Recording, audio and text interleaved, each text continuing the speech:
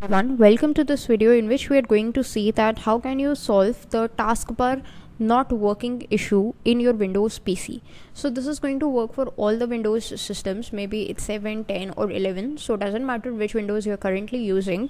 This problem, if you're facing, the solution discussed in this video would be ideal for you. So what we are going to do first is just press Windows I from our keyboard to bring up the settings panel. Now there are other ways of bringing it as well, like clicking on the start icon and then bringing up settings, but I'm not going to discuss it because in case your taskbar is not working, then there is a high chance that you won't be getting the start menu as well.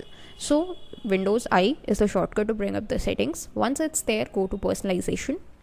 Now in the personalization, there is a left side menu that takes you to the taskbar. So just click on this taskbar. Make sure lock the taskbar option is toggled on.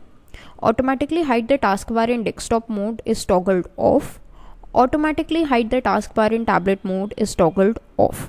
So once these three buttons are in this position, then your taskbar would be visible, it would be working fine.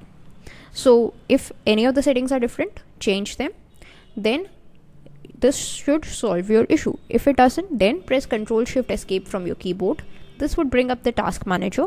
In the task manager, search for Windows Explorer. So just see if it is in the apps. If it is not, just go to the background processes, click on any service and just type in W until and unless you see Windows Explorer. So once you find the Windows Explorer, just right click and restart this particular task. That should fix your issue. So that's it for this video. Thanks for watching.